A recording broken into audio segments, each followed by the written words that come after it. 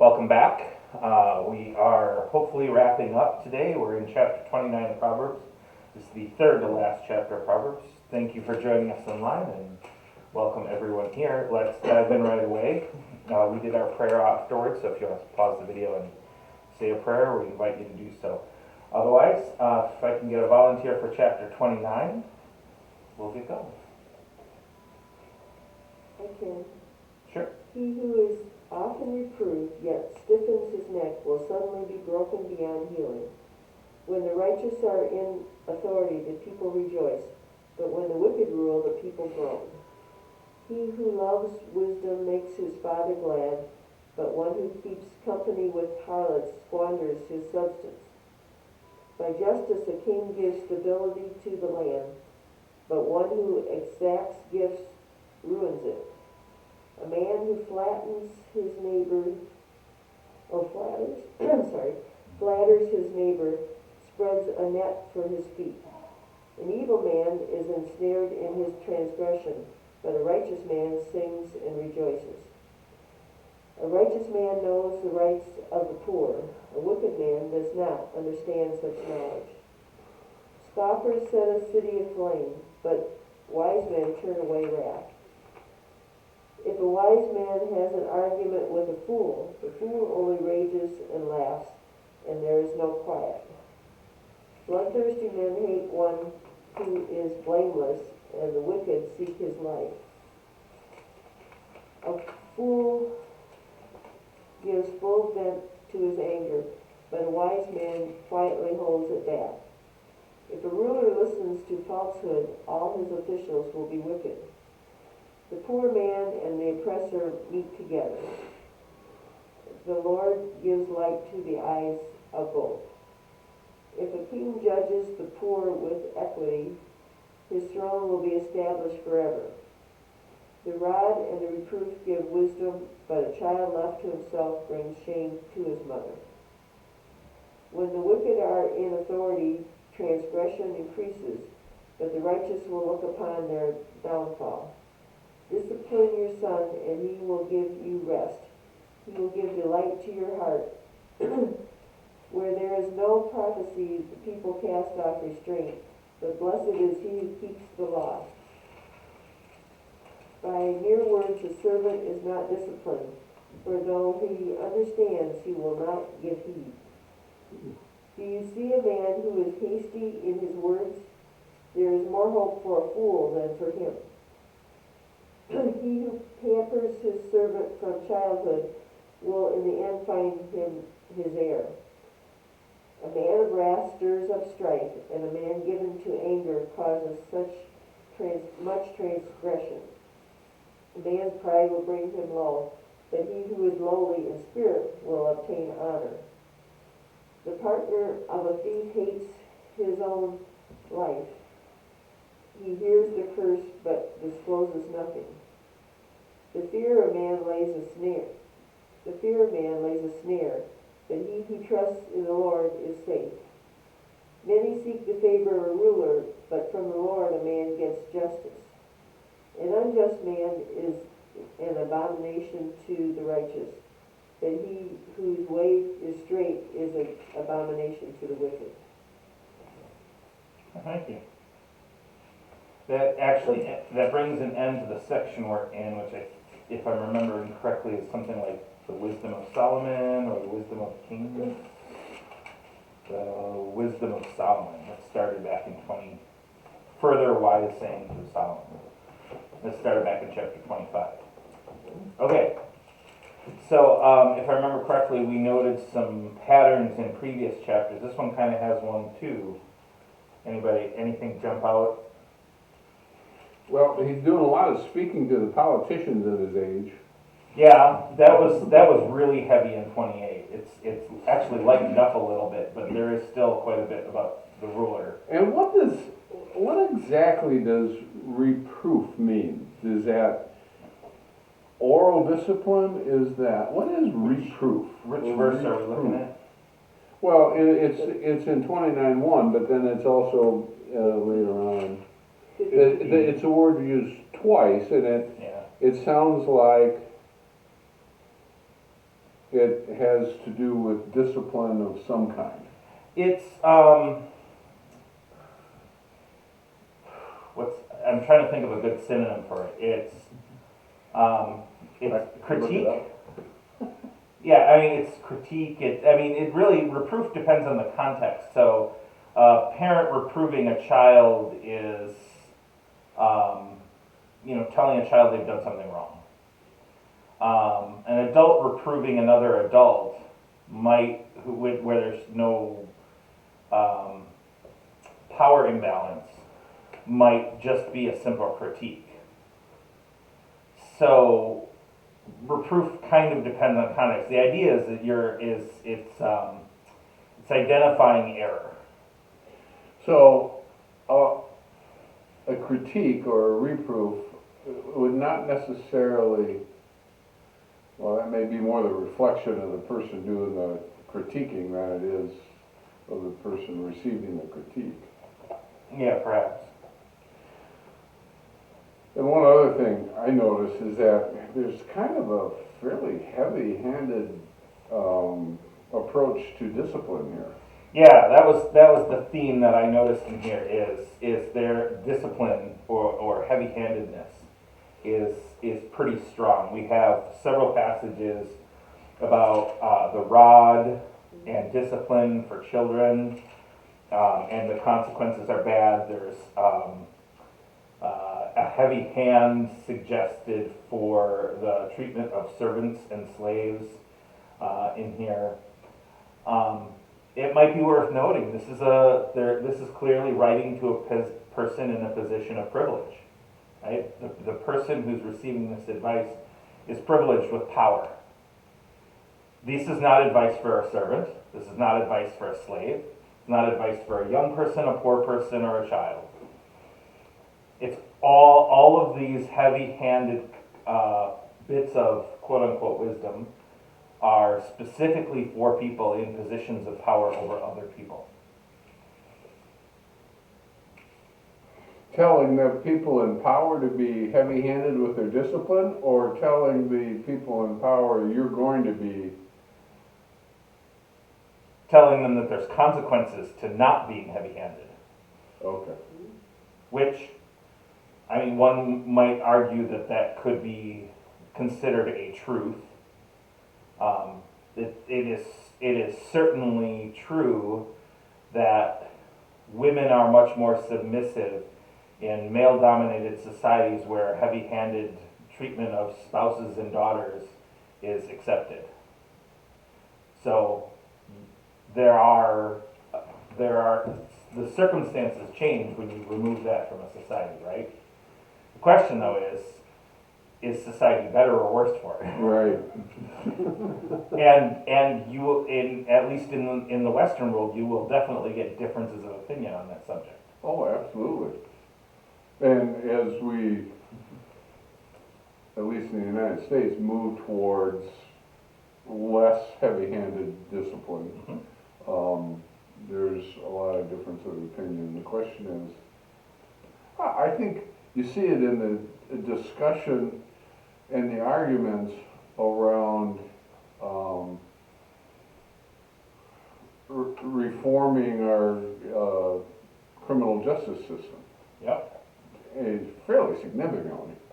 And one of the consequences of, looking at the consequences we're seeing and trying to explain them. It's a very interesting argument. Yeah, it's an interesting debate. And it's the prison system's one area, gender equality is another, child rearing, that's, physical, capital punishment, physical discipline is pretty much off the table in the Western world, right? Like, that's just a no-go anymore. For child rearing? Yeah, for child rearing. Workplace is another example that doesn't come up a whole lot, but you just go back 30 years. Even more so if you go back 50 or 100, but the workplace was ruled with an iron fist 50 to 100 years ago. If you were the boss, you were in charge. And if your employees got killed, because of negligence or lack of safety conditions, oh well, that's business. That would put an employer in jail now. At the same time, there are also movements, especially within the tech industry, towards treating employees like equals with bosses. In the tech industry, there are companies that have actually gone to the point where you have as much vacation time as you want all year long. You can literally take your time off anytime you want. You can set your own schedule. You can take 8 weeks of vacation in a year if you want. The only thing that they measure is, did you finish the work that was assigned to you? So it's about task performance, not about it's not about setting rigid rules and making people follow them. So That'd be an interesting, how do they evaluate a person for raises and stuff like that in that situation? It'd be an interesting algorithm they must use in that situation. a lot of them are not merit-based anymore either. They're, as long as you stay with the company, you get the raise. Everybody gets it. Yep. That, in the long run, this is my opinion, but in the long run, that's gonna hurt productivity. So far what they're finding is that it doesn't hurt productivity. If you have people who are having, if you have people who have productivity problems, you document it and you either encourage them to move on before they get fired, or you fire them. And you just say, look, So there still is this. well, right, there's still a stick. Obviously, you can't hire someone and say, hey, you can come here and work and we're gonna keep paying you and just, you never have to do anything at all.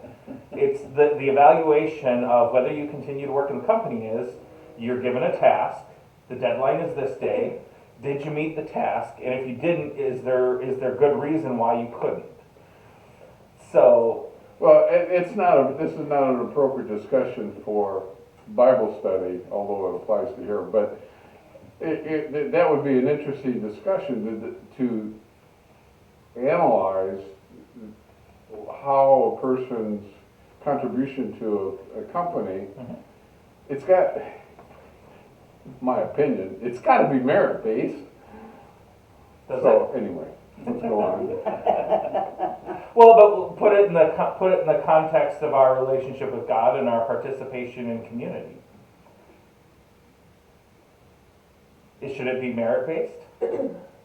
Should God If you're reward? Catholic, it does. What's that? If you're Catholic, it does.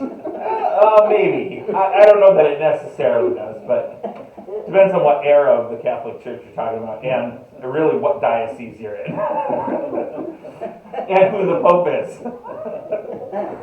Because I would say the current Pope has a much less merit-driven view of or theology around God than even the last Pope. So, Yeah. but it's I never thought about our relationship with God like a person's relationship with his employer, but that's kind of an interesting analogy.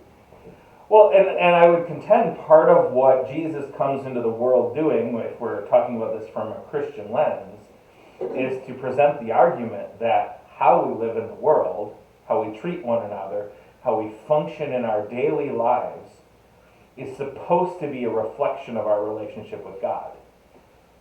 Now, in the Western secular world, we have done a really good job of separating our relationship with God from how we live out our lives.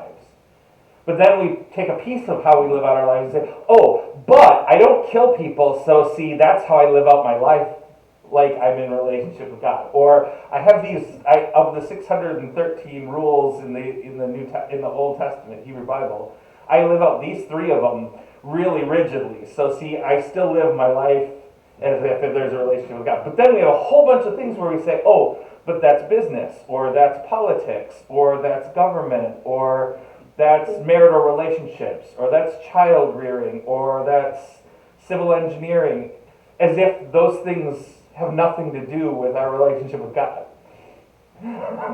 Or that's prison reform. Because the government in Jesus' time is doing essentially the same thing. You have the Sanhedrin who says, well, yeah, the prophet said these things, but these are our traditions. And Jesus came and said, yeah, but you're lifting up your traditions above God's word.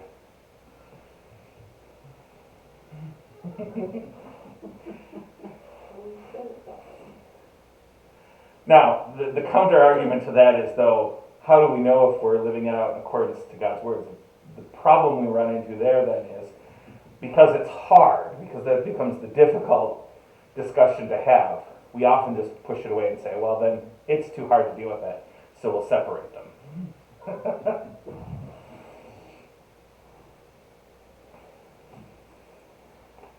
Okay, Fascinating. what's that? Fascinating. Anything else jump out at you from this chapter? Pretty much, it's kind of mirrors the previous chapters, except for different emphasis. Yeah. I found 8 fascinating. Scoffers this is the version I have. Scoffers set a city aflame. I like the sound of that one, very alliterative. But the wise turn away wrath. So it's an intriguing, especially in the news of our last few years in the United States. How do you hear that piece of wisdom? Scoffers set a city aflame, but the wise turn away wrath.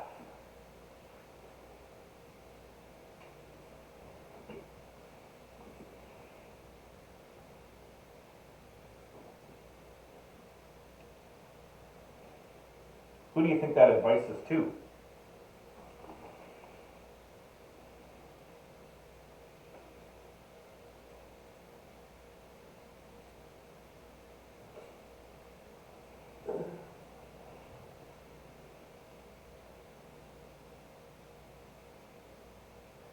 Let me give you a real world city.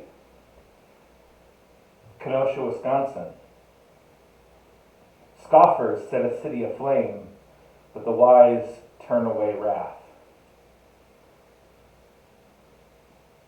How would that be heard if you went and spoke that in the streets on a blowhorn? How do you think the people of Kenosha, Wisconsin might hear that? And who would you be saying it to if you said that in Kenosha, Wisconsin? Well, I think you'd be saying it to both sides of the people that were rioting. Because some of the people who were rioting because of what they thought was injustice. And some of the people who were offended by the rioters and took action were offended by the rioters. Mm-hmm. And so you'd be speaking to both of them. So, but either way, you're speaking to rioters. Right. Okay. It's not. I considered that possibility. Do we read that as as words spoken to those who protest, make public complaint? Protests on both sides. Right. I mean, you got the right. Protests against what happened and the injustice of what happened, mm-hmm. and then you got the protests against the injustice of the protesters. And so it's both sides in my mind. Right, but either way, it's to protesters right. of different issues. So it's to the people. But that's not the only way to read this.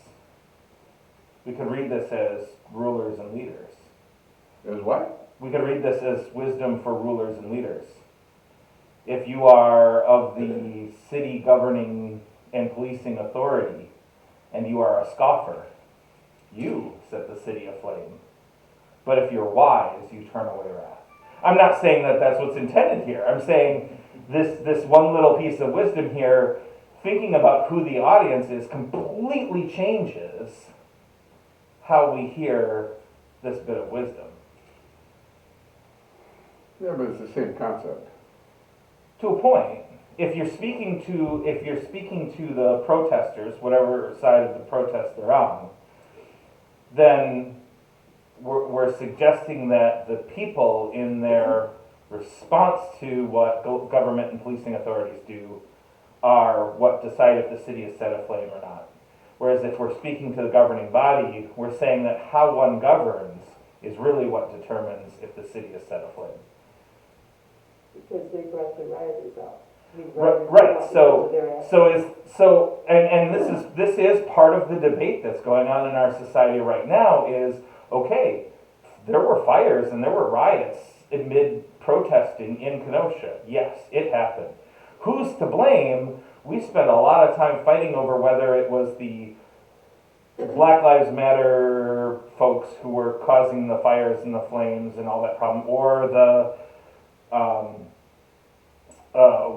white supremacy pro-police people who were causing it, or if it was just outside rioters who were there to riot and there was just chaos, so they were using it. And we point a lot of fingers at the people who were physically present where the rioting happened. But there are also people in our society who are saying, well, wait, if we had started by training our police better, by handling certain situations differently, by governing in a different way, none of that may have even happened in the first place. And that's part of the debate that's going on right now, is we can sit here and point fingers at the people who are there on the street all day long, and we will never resolve anything because we don't even know who was doing what. But that's really a distraction for the bigger discussion of, are we governing in the right way, or do we need to reform the systems that we're using to govern that ultimately determined whether or not people were on the streets for this event in the first place? And how we address this piece of wisdom, how we see the audience of this one bit of wisdom, determines how we hear that, who it's to. And really we can see a lot of scripture in the same way. Yeah, and what happens over the next 5 years, referable to social unrest, is going to be really fascinating. Because I got a feeling, and this again is only my opinion, that it's dividing society even more, and therefore it's going to lead to more and more strife, and then there's going to be a crackdown.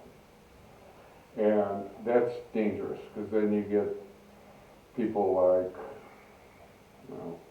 you always refer back to Hitler or whatever, that are authoritarian and get power and rule with iron fist. So, but now let's go back to 1958 through 1968 and what was going on in our society. We were becoming more and more divided over issues around race, and we could have looked at that situation and said, this is going to come to a head at some point. And one of the ways could be a Hitler-like response of cracking down on this situation. But our society ultimately responded, although there was some violence, the ultimate response of the late 60s, early 70s was racial justice reform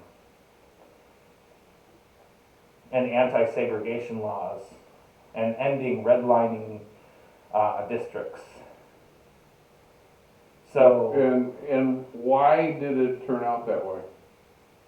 Because the people I lived it. Right. Because we got the people we put in power were those who felt the response to the situation was to advocate for a much more just and egalitarian society than to crack down on the protests and tensions. But I think that happened because of the humanity and concepts of the people who were leading the movement. Yep. And somehow Lyndon Baines Johnson, who would have, most people would have guessed, would have become very authoritarian, did not. And it was probably because he interpreted it as being politically expedient to resolve that issue. Yeah. Who knows? But I I think the biggest part of it was the humanity of the people leading the movement. I also understand that I've heard or read some things that a lot of what Johnson did in governing was to honor Kennedy. Maybe. And so a lot of the decisions he made had to do with honoring the plans that his. If you go back running through mate his had. history, though, Right. I think political expediency was the biggest part of it. So, Because he didn't want to govern over the next Civil War. right. Are we going to elect leaders who want to govern over a civil war? Yeah. So really then that comes down to a question of the people in a democracy. Yeah. So will we be scoffers who set the city aflame in how we elect our leaders? Or will we be the wise who turn away wrath? Wow, that one passage just got really interesting, didn't it? Well, I think that is a fascinating way of taking our faith, the traditions of where our faith comes from, our theology, and applying it to our daily lives. Yeah. In many different ways. I found 4 heartening. You know, I'm a conservationist. By justice the king gives stability to the land, but one who exacts gifts ruins it. Now, there's got to be a balance though, because the bounty of the earth is there for our benefit. And if we use it wisely, it'll always be there. Whereas if we don't, it won't. Yeah. So I think that's a beautiful verse. I'm going to remember that one. Good. All right, let's keep moving. We got 2 more chapters to cover this hour. Can I get a volunteer for 30? I'll go on. Okay. Sayings of Agur. The words of Agur, son of Jakat, an oracle. Thus says the man, I am weary, O God. I am weary, O God. How can I prevail? Surely I am too stupid to be human. I do not have human understanding. I have not learned wisdom, nor have I knowledge of the holy ones. Who has ascended to heaven and come down? Who has gathered the wind in the hollow of the hand? Who has wrapped up the waters in a garment? Who has established all the ends of the earth? What is the person's name, and what is the name of the person's child? Surely you know. Every word of God proves true. He is a shield to those who take refuge in him. Do not add to his words, or else he will rebuke you, and you will be found a liar. 2 things I ask of you. Do not deny them to me before I die. Remove far from me falsehood and lying. Give me neither poverty nor riches. Feed me with the food that I need, or I shall be full and deny you and say, Who is the Lord? Or I shall be poor and steal and profane the name of my God. Do not slander a servant to a master, or the servant will curse you and you will be held guilty. There are those who curse their fathers and do not bless their mothers. There are those who are pure in their own eyes, yet are not cleansed of their filthiness. There are those, how lofty are their eyes, how high their eyelids lift. There are those whose teeth are swords, whose teeth are knives, to devour the poor from off the earth, the needy among the mortals. The leech has 2 daughters. Give, give, they cry. 3 things are never satisfied. 4 never say enough. Sheol, the barren womb, the earth ever thirsty for water, the fire that never says enough. The eye that mocks a father and scorns to obey a mother will be pecked out by the ravens of the valley and eaten by the vultures. 3 things are too wonderful for me, 4 I do not understand. The way of an eagle in the sky, the way of a snake on a rock, the way of a ship on the high seas, the way of a man with a girl. This is the way of an adulteress. She eats and wipes her mouth and says, I have done no wrong. Under 3 things the earth trembles. Under 4 it cannot bear up. A slave when he becomes king, and a fool when glutted with food. An unloved woman when she gets a husband, and a maid when she succeeds her mistress. 4 things on earth are small, yet they are exceedingly wise. The ants are a people without strength, yet they provide their food in the summer. The badgers are a people without power, yet they make their homes in the rocks. The locusts have no king, yet all of them march in rank. The lizard can be grasped in the hand, yet it is found in kings' palaces. 3 things are stately in their stride, 4 are stately in their gait. The lion which is mightiest among the wild animals, and does not turn back before any. The strutting rooster, the he-goat, and a king striding before his people. If you have been foolish exalting yourself, or if you have been devising evil, put your hand on your mouth. For as pressing milk produces curds, and pressing the nose produces blood, so pressing anger produces strife. Interesting. This one gets a bit different, doesn't it?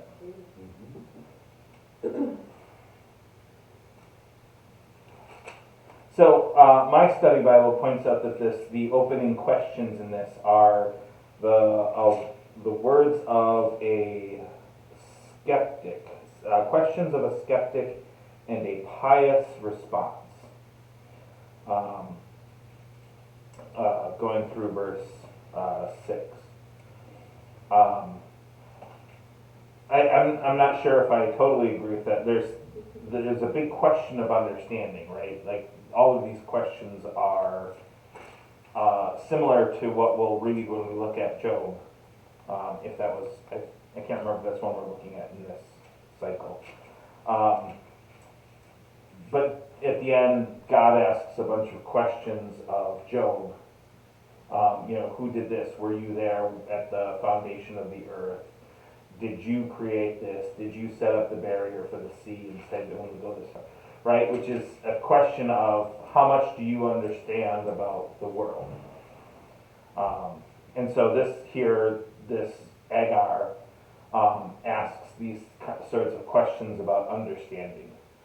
Who has done all of these things who could give me the kind of answers that I'm looking for, right?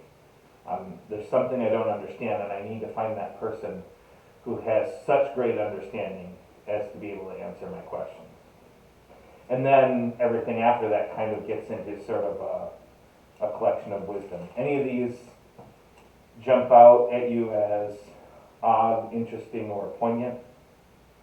I find 8, 9 fascinating. Okay.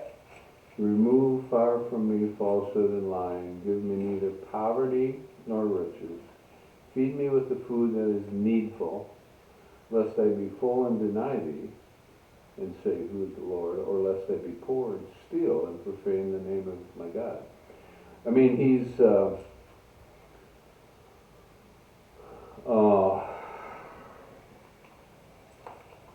condemning, sort of. Condemning's not the right word, but being poor and being rich. Mm-hmm.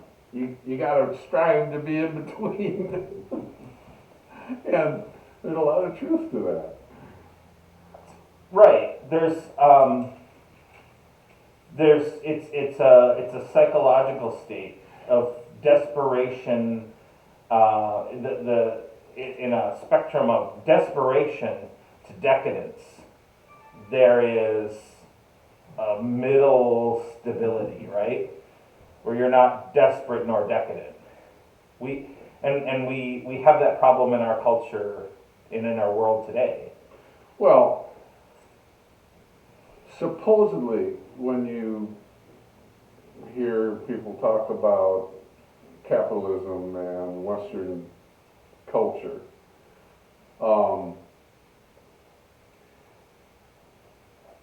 the capitalistic society has supposedly raised this huge middle class, which makes the society on average more happy.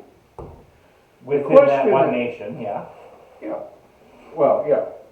The question reading this is, what is middle of the road? And then the other question I have is, in the society that this person was talking to, was there really a middle of the road? Was there a middle class? Because it was primarily the ruling class Right. and then the peasants. So, yeah, to put this in the context of the time period, there's always a middle class. The distinction is, what does that middle class look like? Because obviously, nobody was riding around in private jets or yachts back then. So obviously, the wealthy are nothing like the wealthy of today. Well, they're riding around in gold chariots. Right, but I mean, most of us are driving cars that are a lot more comfortable than gold chariots, right? So at the time, it was a way, Right. you could go 10 miles in a chariot versus everybody else got to walk. Right. So context is important, and generally speaking, for most of human history, including in this time period, there was the poor, and then there were the ruling elite, and there really were not very many middle class people. Now, Greco-Roman society changes that by developing a merchant class. Really, the development of economics in the sense that we have them today is a lot of it is rooted in Greek economics, and so the development of the merchant class is a product of the Greco-Roman society from probably 100 or 2 years before this is born, or this is written, up until, or before it's put to paper. I don't know when it's come up. We don't know exactly when they come up with it. Until, I don't know, any time in the future. But in general, you have 90-some% of society are poor. And the people who are rich are few and far between. And they have so much of a stranglehold on the wealth and the power that there's no shifting between those. Right? But I find it fascinating that he is spending energy chastising the two ends of the spectrum and imploring people to be middle of the road. And did this society really look that way? Was there 2% that were rich, or what he would consider, oh, I lost it now. But anyway, what he would consider turning away from God because they had no needs? And is 90% really the desperately poor who are scratching for a meal? Well, so the poor are basically defined by sustenance living. If in this culture, if for most of society, if you had a bad crop year, people struggled, lives were lost. Life was not stable unless you were very wealthy. And then when you were very wealthy, you were protected from almost everything. Obviously not everything, because the government could be overthrown. But other than that, you're largely protected. But why does this author address that? So the first thing I say, Wisdom it's of not Proverbs, I guess. it's not a critique.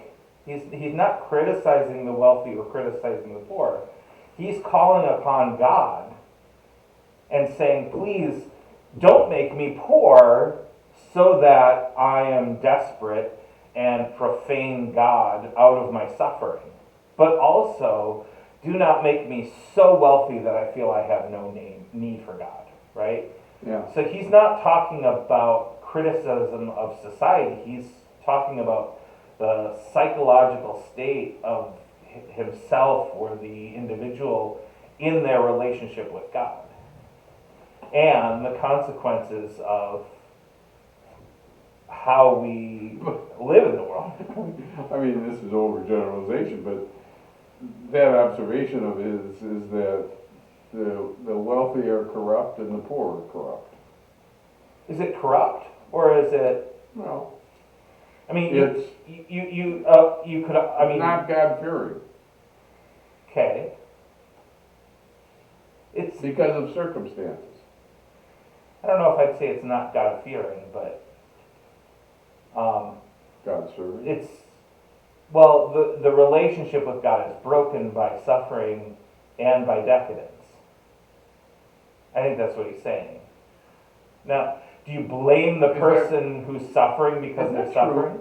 true? You think that's true? Absolutely, I do. Go to a religious-based bereavement support group and just listen to people talk, and you will hear, not at every group, but more often than not, you'll find at least one person in the group who is very angry with God because of the loss they have suffered with having lost a loved one. That's not uncommon. They're angry because of the loss of what? Because of the loss of a loved one. If you have, so, okay, I know not everybody in the room is a parent, but parents, if you lose a child, how does that affect your relationship with God? Now, everybody's different, Yes. but a lot of people who have a child who dies experience some level of anger at God for that loss. So, but you're equating the loss of a child, a very painful experience, to poverty. I'm talking about suffering, and the loss of a child is an example of suffering that is clear to us. Okay. Poverty is... That psychological suffering is different than the physical suffering of poverty in my mind. I would argue that there is a lot of psychological suffering that goes along with poverty. Yeah, sure. And it is a lot of the difference between the two is the expedited nature of the sudden loss of a child. Poverty is something that wears on you constantly over a long period of time, whereas the death of a child is usually very sudden and it hits you all at once. Now, there's exceptions to that. There are people whose children slowly fade away due to illness for years before dying, and that might be more equatable with poverty.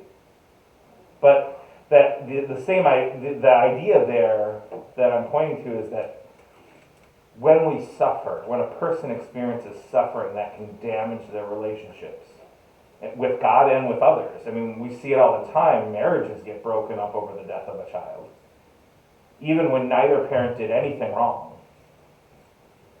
Suffering damages our relationships with other people, with God.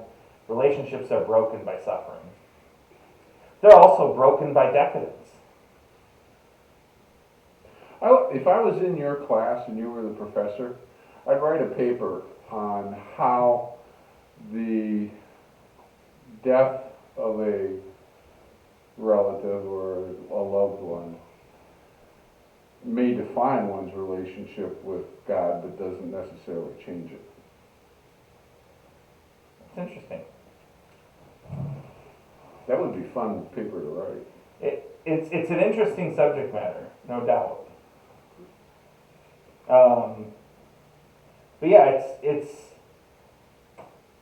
there's a real, and I want to also say that the context of these verses 8, 9, and 10 in chapter 30 of Proverbs, I'm sorry, 7, 8, and 9,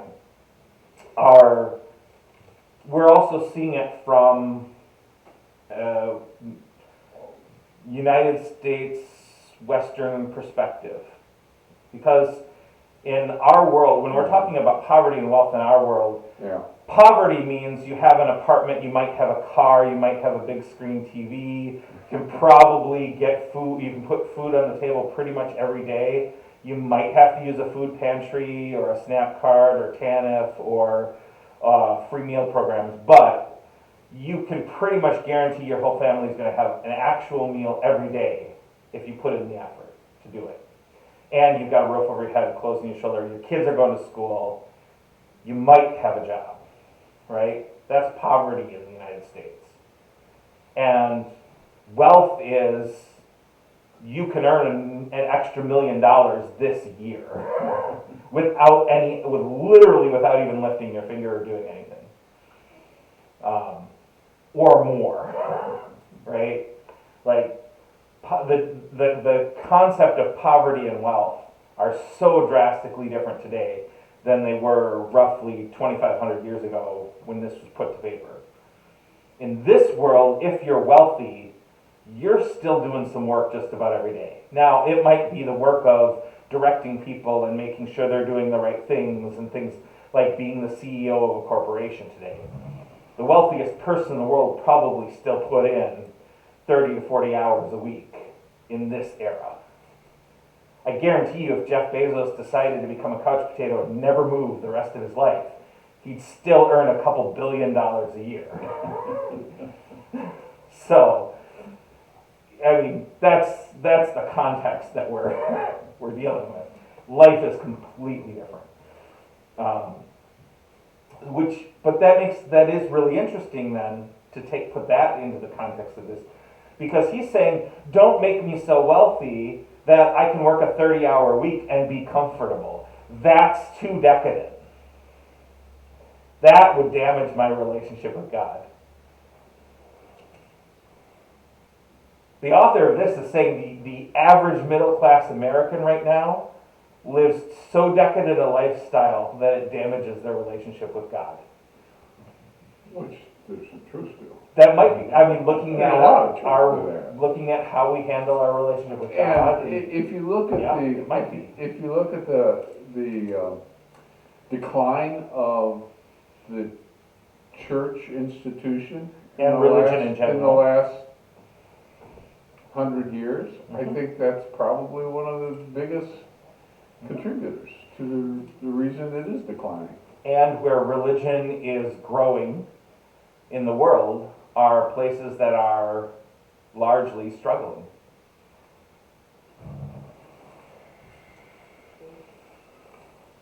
So, intriguing, isn't it? Yeah, it is. So how do you, the next question then becomes,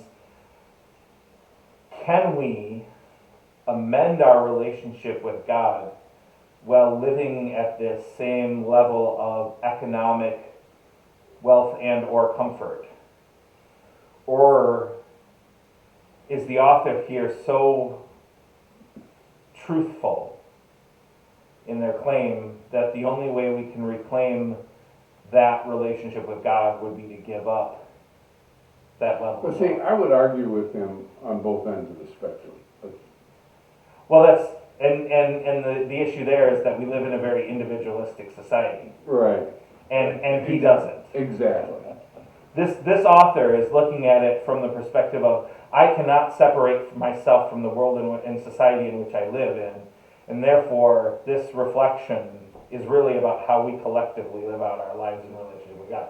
We in our world today will look at this and say, but I can be rich or poor and have a relationship with God, which in a manner of speaking says, well, if the rest of the world can't, then that's their problem. To hell with everyone else.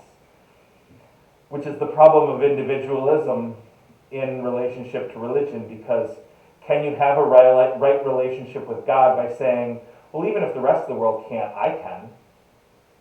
Or is your relationship with God already broken when you get to the point where you can say, well, to hell with the rest of the world, I can fix my relationship with God?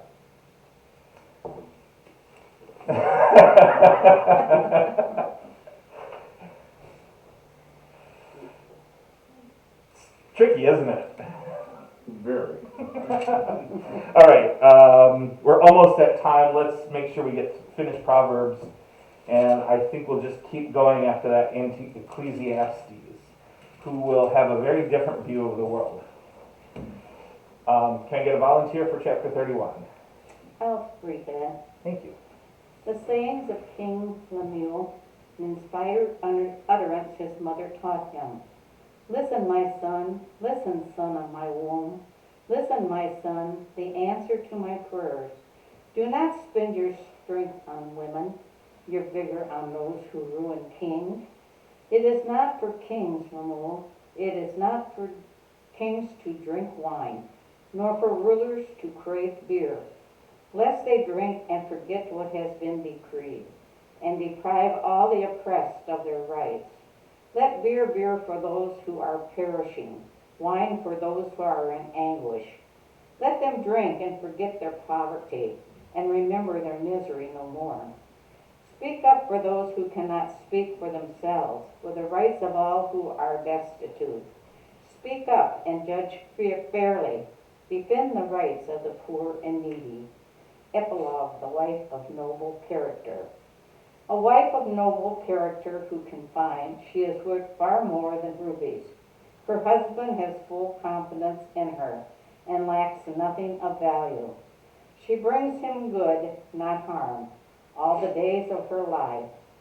She selects wool and flax and works with eager hands. She is like the merchant ships bringing her food from afar. She gets up while it is still night. She provides food for her family and portions for her female servants. She considers a field and buys it. Out of her earnings she plants a vineyard. She sets about her work vigorously. Her arms are strong for her task. She sees that her trading is profitable, and her lamp does not go out at night. In her hand she holds the distaff and grasps the spindles with her fingers. She opens her arms to the poor and extends her hands to the needy. When it snows, she has no fear for her household, for all of them are clothed in scarlet. She makes coverings for her bed. She is clothed in fine linen and purple. Her husband is respected at the city gate, where he takes his seat among the elders of the land. She makes linen garments and sells them, and supplies the merchants with sashes. She is clothed with strength and dignity. She can laugh at the days to come. She speaks with wisdom, and faithful instruction is on her tongue. She watches over the affairs of her household and does not eat the breads of idleness. Her children arise and call her blessed, her husband also, and he praises her. Many women do noble things, but you surpass them all. Charm is deceptive and beauty is fleeting, but a woman who fears the Lord is to be praised. Honor her for all that her hands have done, and let her works bring her praise at the city gate. All right. Two very different sections to this. I want to first. Why isn't it 31 and 32? Yeah, you have to ask the person who put these in there, because the chapter and verse markings were added probably 1,500 years later. I'm gonna deal with the second section first, because I think it's mostly less controversial, right? So this ode to a capable wife, or to a good woman, or whatever. It's generally a positive thing in here. Something worth lifting up, though, is, remember this, keeping in mind this was written 2,500 years ago. What was, until let's talk pre-women's suffrage. What was the role of a woman or a wife in our society? And does this really describe how the quote-unquote Judeo-Christian wife was expected to live their lives? And what jumps out at me is verses 16 and going forward. So wives are to invest in property, have the access to the economic means to buy entire fields. They are to actually do the work of planting vineyards. She engages in mercantilism. She does trade and is engaged in business activities. She buys and sells, and not simply for consumption, but as a means of economic wealth for the family.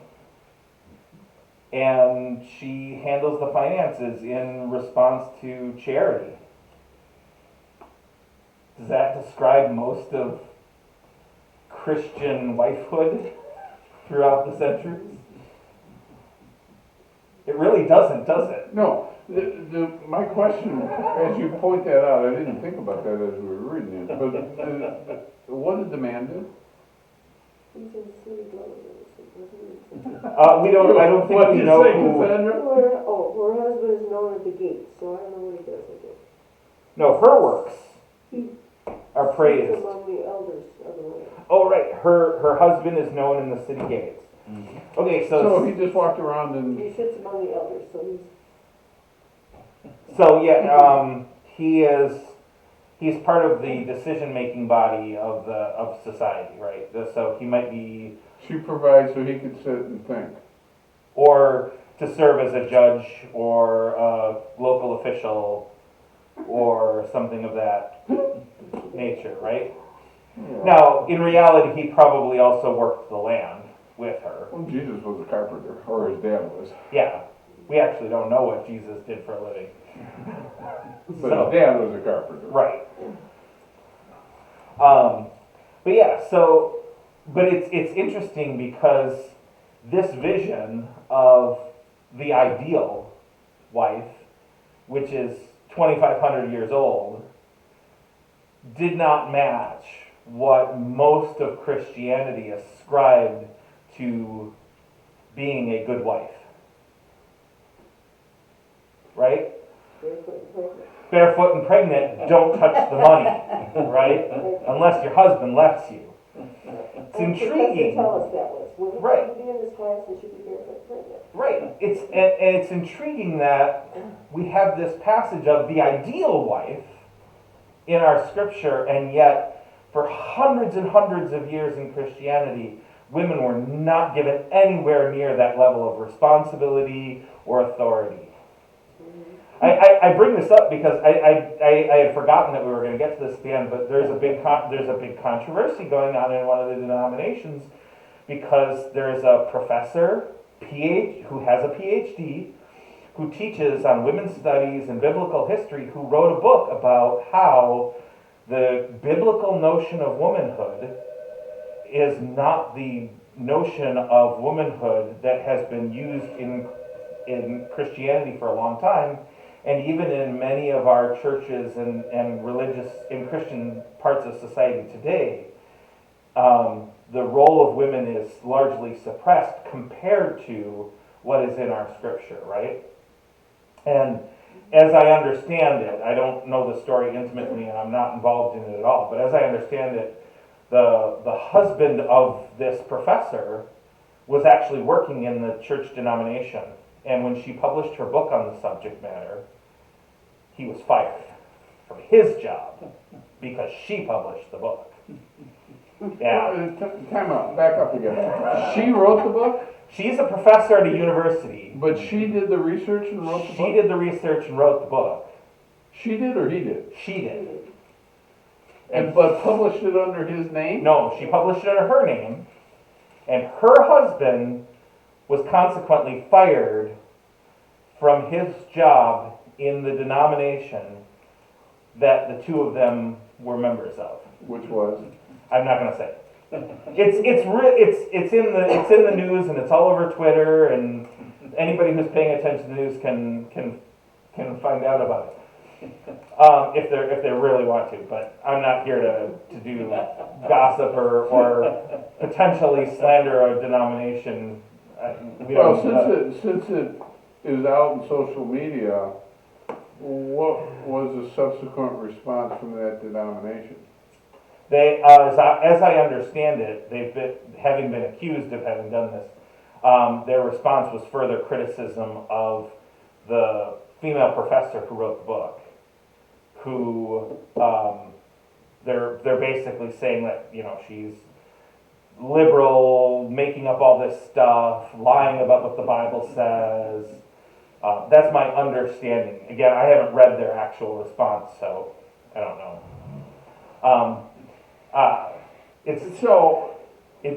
It's intriguing to me because this is, again, here's something that's going on in our world today, and right here in Scripture is a component right out of our own Bibles that actually contends in the favor of the professor's argument. The book, by the way, if anybody is curious and wants to pick it up and read it, is The Making of Biblical Womanhood. And the author's name is Dr. Beth Allison Barr. If anybody wants to follow up on the story more. Her name is what? Beth what? Beth Allison Barr, if I remember correctly. Yeah, so it's intriguing. So, anyways, so this is the good wife, right? The other, what's intriguing about it is you would think this shouldn't be all that controversial, right? It's fairly positive view of a woman doing good things, and a lot of these are things that women's suffrage would actually advocate for: owning property, having a job, working. Like, all of these things are part of modern day women's suffrage anyways. So the actual biblical view here of women is pretty positive. Shouldn't be all that controversial. And yet it does reflect something that's going on. But then we get into this other section of this chapter, right? A mother's advice to her son who turns out to be king, right? And what is the advice for the king? Well, there's a lot about drunkenness, right? Mm-hmm. Don't get drunk. Reserve for those who are strong drink for those who are suffering and those who are in misery. Well, now that we understand alcoholism, we don't really advocate for that. But that's what she says. But then we get to the end. What does she tell the king to do? Judge righteously and maintain the rights of the poor and needy. Right. And to speak up for those who cannot speak, and for the rights of those who are destitute.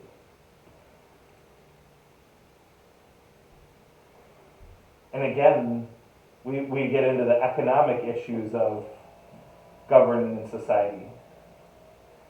Because the prevailing, I won't say this is the only position, but the prevailing position of Western economics has, over the last 300 years, maybe 500 years, has been lift up the wealthy and the rest will be lifted up, right?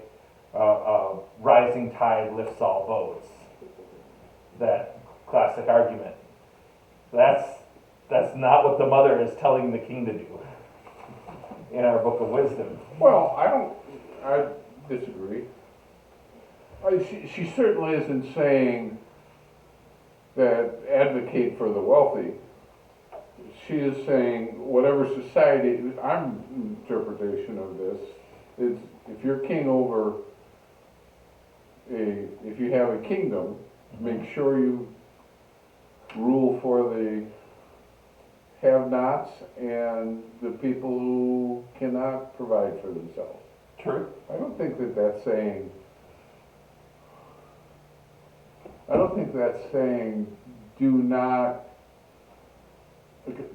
it is not saying condemn the wealthy. I'm not necessarily suggesting it's condemn the wealthy, but the approach to governance as an emphasis on the poor, the needy, the destitute, and those who cannot speak is largely contrary to the prevailing position of Western economics over the last several centuries. Because the prevailing position of Western economics has been, if we take care of the wealthy, then the poor will be consequently taken care of. And one could argue that that has happened. I mean, obviously, we've already talked about how the poor in the United States live better than a lot of people in the rest of the world, right? Now, there's a whole long, complicated economic debate around that, so I won't get into that, too far into that.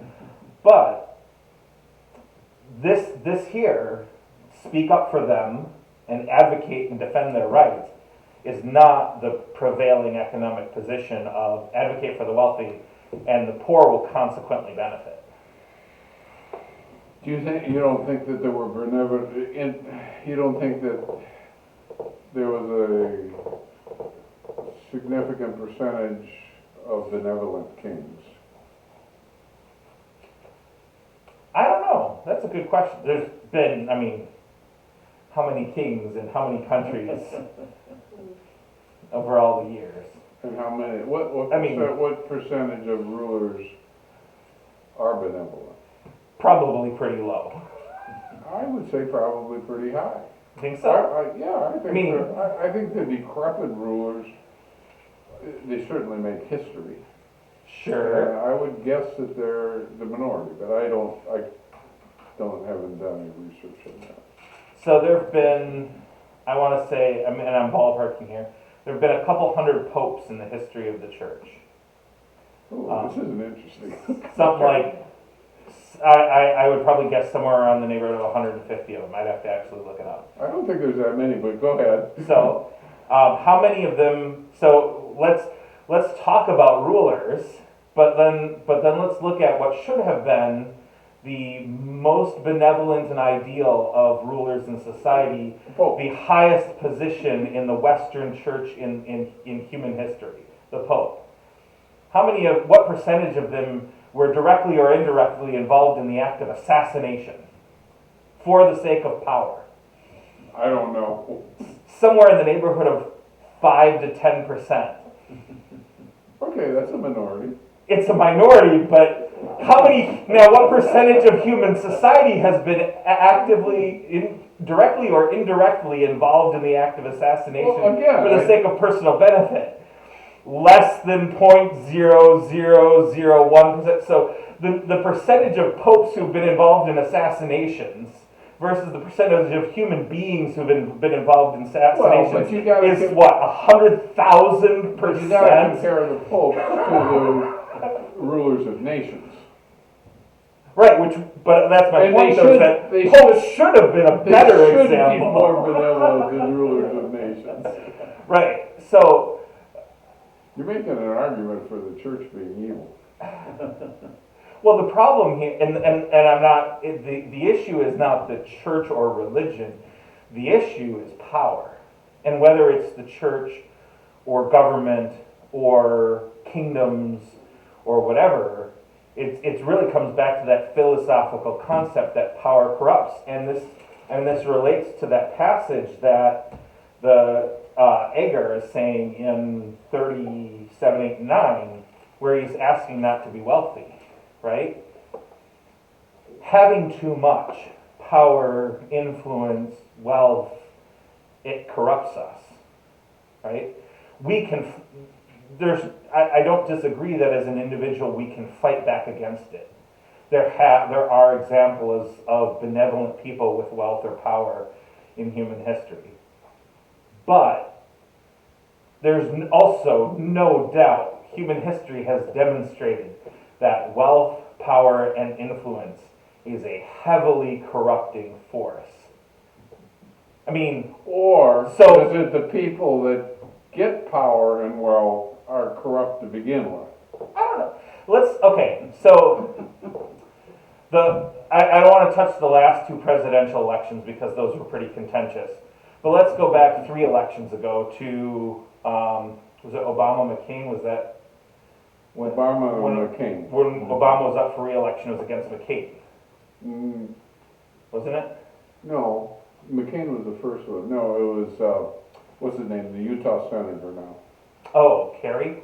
No. Oh, Yeah, I believe he was also the chairman of the Olympic Committee in 19. Okay.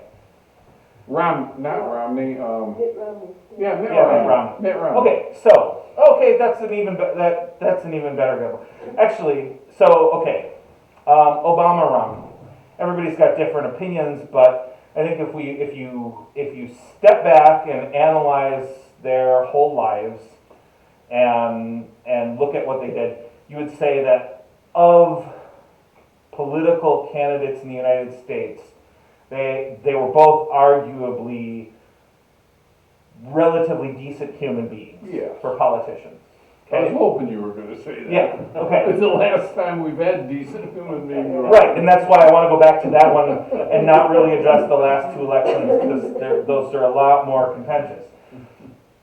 But generally speaking, that election was 2 relatively decent human beings as politicians. Do you know what that how much money was spent on that presidential election? Billions. $2 billion. If I remember my figure correctly, $53 billion. Yeah.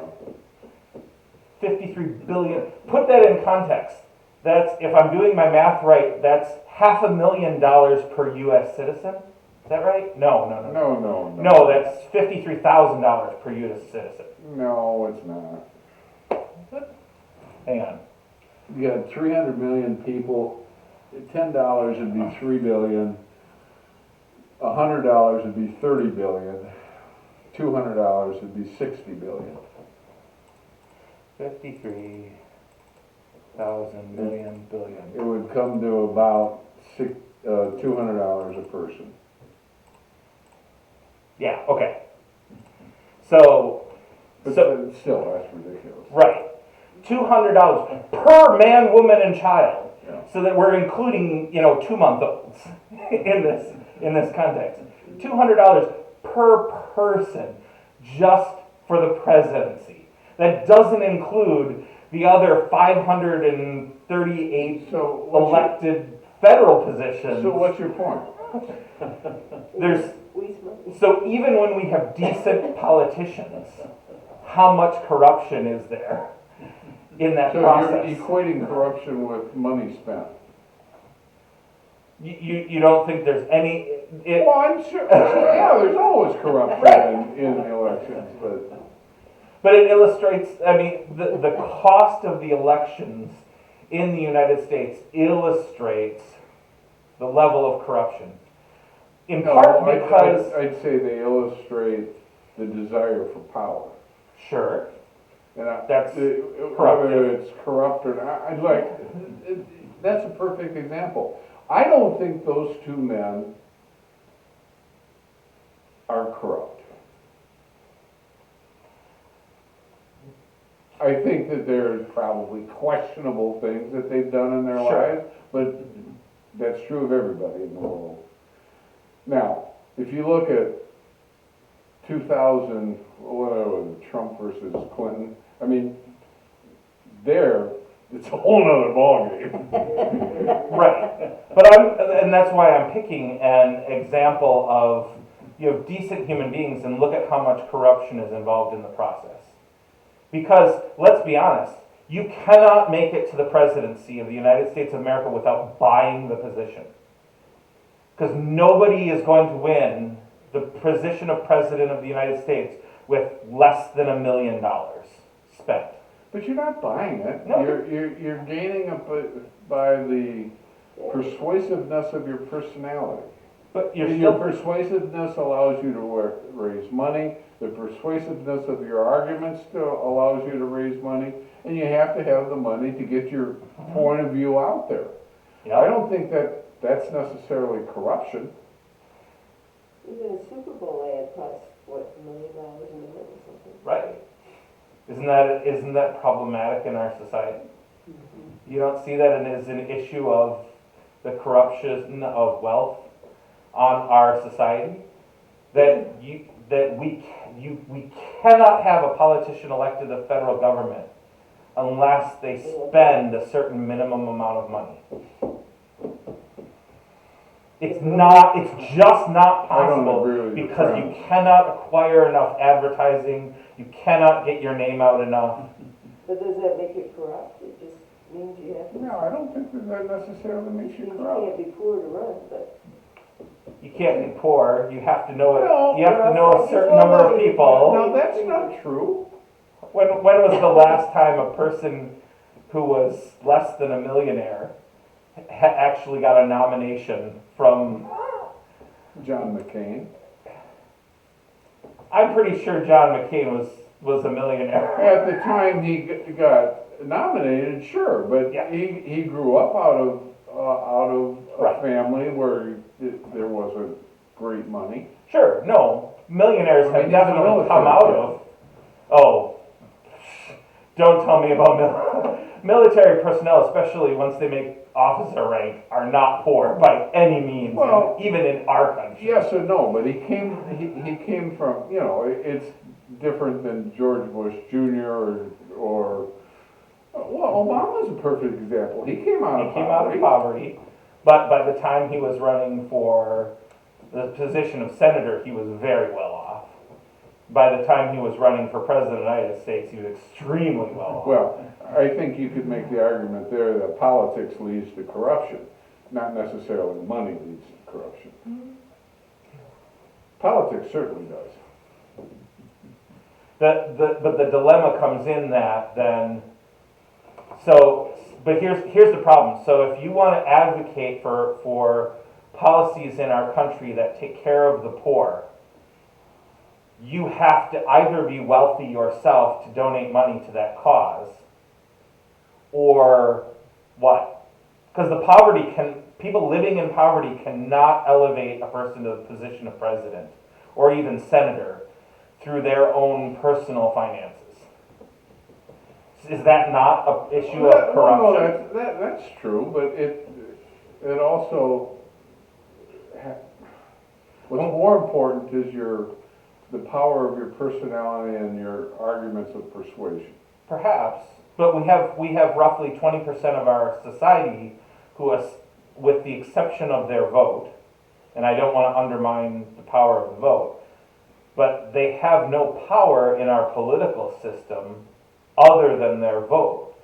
Whereas those in the top 20% of our society can literally change elections with their financial giving. Well, and the author here is addressing that concept, but I don't think that necessarily speaks to corruption. Doesn't it? If 20% of society on one end of the spectrum can change an election, and 20% of society on the other end of society have no power to change the election, that's not corruption? No. Really? Mm-hmm. Why? Well, because, as you have alluded to, the power of the vote allows that. Yeah, but you can't get, and especially with presidencies, you don't get to vote until you don't really get to influence the final election until the nomination's chosen. Well, that's true. And that nomination But- is well, often no, not decided by necessarily. money. There's You vote. primaries. Well, if primaries are allowed. In the last election, 5 states did not have political primaries in one of the political. Well, and if you Parties, go back because they 100 canceled. years, there was a lot more states than that didn't have primaries. Right. We're moving in the right direction. Well, but 5 years ago, every state had a primary for both parties. So an anomaly. Maybe. Let's hope so. Anyway, we're way past time. We should close with the Lord's Prayer and move on. So, ongoing discussion. Let us pray. Our Father, who art in heaven, hallowed be thy name.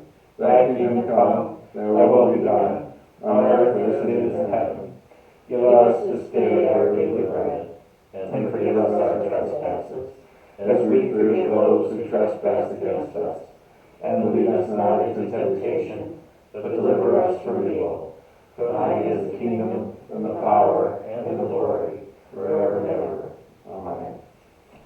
Thank you all for joining us, and thank you for watching us online, and we will see you next time when we will dive into Ecclesiastes. Today's